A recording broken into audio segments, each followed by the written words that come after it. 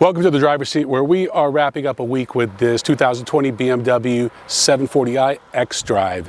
Starting price around $90,000, as tested $100,000. We've spent a week with it. We've logged in over 300 miles, and I wanted to use this setting for two reasons. We got this beautiful canyon road behind us. This vehicle has really performed quite nicely. You would never think it weighs almost 5,000 pounds. And I wanted to show this new double kidney grille, which we first saw on the X7. It's received a lot of criticism from BMW enthusiasts, but it has functional aspects as well as updated styling. It's very polarizing. Some like it, some don't. All I know is I've received a lot of compliments this week about this vehicle, even though it's not mine, but it's just stunning. I love the color, the interior, the technology, and of course the performance. After all, it is a BMW. So let's get behind the wheel and take it for a little test drive. So BMW has been making the 7 Series since 1977. This is now the 6th generation, and the 6th generation came out in 2015. So it's, I don't want to say at the end of its life cycle, but certainly nearing the end. Expect to see a new one in the next couple of years. Typically, that's their life cycle. And they've come a long way. This one's codenamed the G11, G12, if that means anything to you guys. Starting price on the 740 rear-wheel drive is just under $87,000, just under $90,000 for the xDrive, which I highly recommend. In fact, the 740 is the only 7 Series variant that you can get in rear-wheel drive. You have the 740 xDrive we're driving, then the 745, which is a plug-in hybrid. You get about 50 miles of range on a charge, and then it goes up from there. The 750, that's your 4.4 V8 turbo. You have the Alpina B7, and there's even a 760, which has the V12 Rolls-Royce engine, 6.6 liter. So lots of variants. This is a 3-liter inline 6, and that's important because not many car companies are still doing inline 6s, but true to their heritage, BMW has continued that, and it's a great powertrain. Made it to the ZF 8-speed transmission, which is wonderful. You get 335 horsepower, 331 torque. So 0 to 60 on the rear-wheel drive is 5.3. On the xDrive, same powertrain, drops down to 4.8 seconds, and that's plenty of power. BMWs and most German cars are really underrated when it comes to the horsepower, and this one's no exception. It just feels so much more powerful than what they've rated it at. Got paddle shifters. So Mercedes-Benz is kind of going with this one-piece massive screen. Audi has 3 screens essentially. BMW has the 2 screens. I don't know where it's all headed. To purists, these are just iPads that they're sticking in here, and maybe they're right. I certainly prefer analog gauges, but I'm also realistic, knowing that those days are gone. So this is what we have, and they are getting better and better. One thing BMW has are the hand gesture controls. They're okay unless you're like me and you like to talk with your hands, because then it picks up on those gestures. But overall, this vehicle, in my opinion, is just stunning. I love a full-size luxury sedan, even though sedans are technically, you can see the power. Even though sedans are technically on their way out, there's still a place for them. Tons of room, just whether it's a cargo room, passenger room. It's got a proper back seat. They're fun to drive. They handle so much better than SUVs and crossovers, even though they're getting better. But this vehicle just has so much presence. So your options are, of course, the S-Class, kind of the leader in the segment, the A8. You have this 7 Series. So that's what you have from Germany. I'm not even going to count Jaguar, because it's just, to me, such a small player. Of course, you have the Lexus LS. and nothing really from Infiniti or Acura that competes in this segment. Cadillac's kind of phasing out the CT6, so you're really kind of down to about 4 players, and it really comes down to, do you want Japanese with Lexus, which doesn't come close in the interior or the driving dynamics, in my opinion, but they have the reliability, and then you have the 3 German players, and they each have their own place. I'm not going to spend too much time talking about Audi, but they're all pretty much the same vehicles in some respect. Basically all have all-wheel drive, quattro for the Audi, and of course Mercedes has their 4MATIC. So they're all kind of giving you the same similar features. It just comes down to brand preference, brand loyalty, and are you a BMW person, an Audi person, Mercedes, or a Lexus person? That's up to you. I really like this 7 Series. I think that their technology has really kind of moved upscale significantly. This was definitely their downfall in the past. They're still playing catch up to Mercedes-Benz and to some extent Audi, but BMW is all about driving and performance, and even though they've gotten some criticism of recent, this is still a wonderful car to drive. What I don't like is how invasive the lane keep assist is. I feel like some of the driving aids, I know they're good, I know they have a place, and you can turn them off, but if you forget to turn them off, it just feels very invasive compared to the competition. But they're all kind of getting that way as we move closer and closer towards pure autonomous driving, and BMW is right there with the rest of them. So, looking at the design here, I love the light color, the ivory interior. It's just so inviting, so modern, so luxurious. Far departure from what BMW used to offer their customers. It was kind of dark, and I don't want to say cheap controls, but they were almost too sporty. And BMW, yes, they're a performance car company, but they're also a luxury car company. And especially this vehicle, more emphasis on luxury than performance, even though it's no slouch. The gauges, they're fine.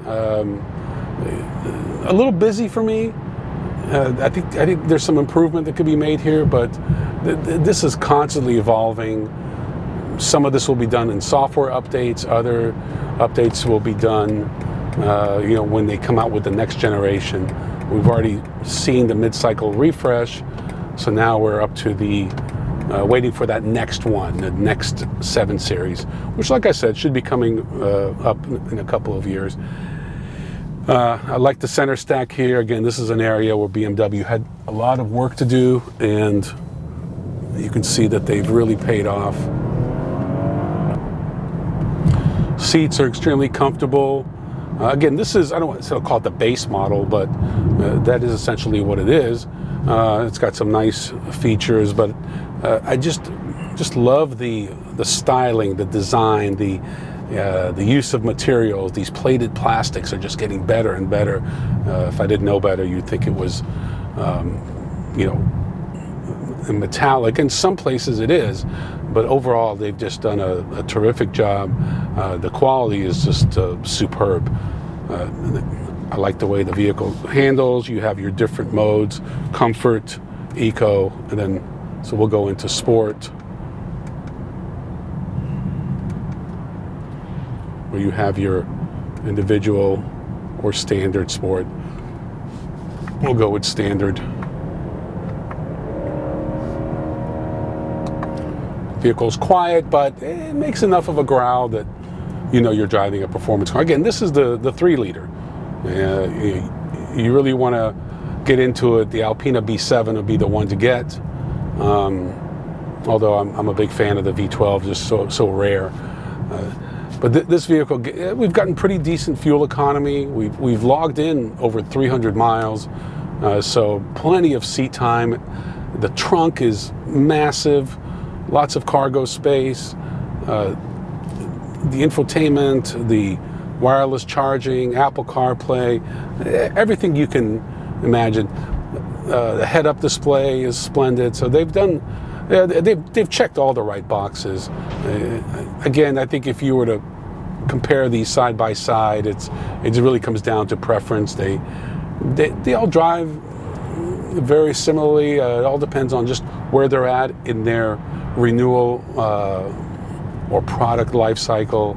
Obviously, the newer the vehicle, it's going to have a better chassis and better driving dynamics, better electronics. But to me, it just depends on when you're looking as far as which one is going to have an edge over the other. I like the recessed controls. I think they did a great job with that.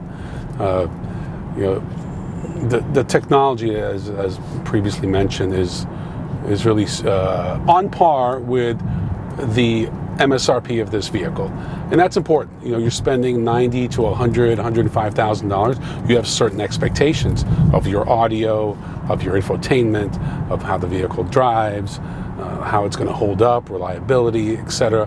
And this vehicle is definitely it has met my expectations, maybe exceeded them in some areas, certainly in the looks. Now, one area that we have to discuss, I guess the elephant in the room, is the grille. This vehicle is getting a lot of criticism. It started with the X7 with its pronounced, considerably larger double kidney grills, and now we're starting to see it in their passenger cars, and some people don't like it. Grills are a very sensitive thing. It's your face, it's your smile.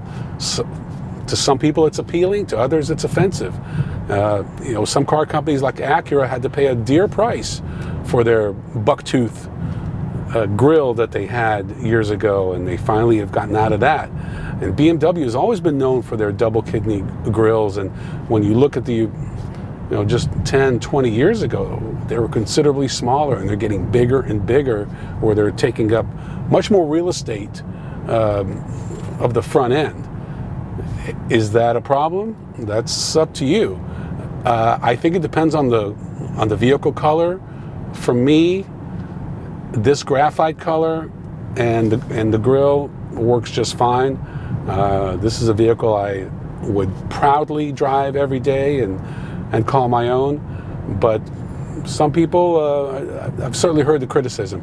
So, yeah, BMW historically has had criticism, like the bangle butt. That's the first time they came out with that pronounced trunk. Was very bubbly looking. A lot of criticism, and before you know it, other car companies are copying it. So we'll see where this goes, but knowing BMW, it's here to stay, at least for the next generation of vehicles. And it also has a functional aspect. It's designed to let more air in, and by letting more air in, you can cool the engine more, you can get better performance. So it's not just about a style, it's also about functionality.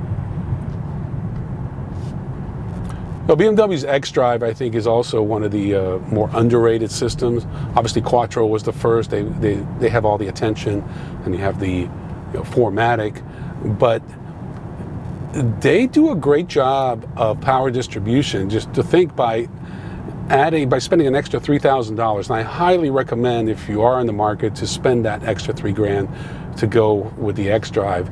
Not only do you get better performance, but you are going to get better traction in certain climates and better resale value. It's one of the few options that when you pay for it up front, you'll recoup your money at the end. Unlike getting an upgraded sound system. Speaking of that, we have a splendid Bowers & Wilkins sound system that is just again, on par or has met my expectations, maybe exceeded my expectations for a vehicle of this price tag. So, but then again, Mercedes has their sound system, their Burmester. Everybody, Audi has Bang & Olufsen, and everybody has their premium sound system. So, it's not really something worth talking about, but just if you are an audiophile, BMW's got you covered. The ZF transmission has just proven ZF in general has proven to be a great partner for BMW. I don't think there's a transmission company that works better with a manufacturer, with an OEM, as ZF does with BMW. I mean, so good that they've replaced their twin clutch in their performance vehicles. So think about that. The same transmission, or the same guts, or I should say foundation, the transmission that you start off with in one vehicle makes its way to another in a really broad spectrum. But this has proven to be a bulletproof transmission that can deliver fuel economy and performance. Steering wheel is another thing that's very critical and important for me, and BMW just does a great job. Just a nice, thick, well-padded steering wheel, properly recessed steering wheel mounted paddle shifters. Just nailed it. But that's BMW. BMW and Porsche are, to me, the two car companies that are still holding on to performance, despite the fact that most of their sales are coming from crossovers. We will take you on a couple of turns here just to show you the minimized body roll in this vehicle. They've just come such a long way with technology. As you can see, pretty stable around the corners. 70 miles an hour. I mean, think about this vehicle. It weighs almost 5,000 pounds, and it's handling these canyon roads just like a sharp scalpel. Well, all I can tell you is very impressive, nicely done BMW. Hard to believe that such a big vehicle can fill so many needs. Plenty of space, comfort, performance, styling, luxury, technology, all in one package. It's not cheap, but then again, nothing in the segment really is. I did leave one vehicle, the Genesis G90. It just keeps getting better and better. It's doesn't, and it may never have the brand cachet of especially the big three from Germany, but it's certainly a vehicle worth considering if you need something like this, but want to spend a lot less. But to me, the 7 Series, still one of the best, and still one of my favorites. I'm Ron Doran. Thanks for watching. See you next time on The Driver's Seat.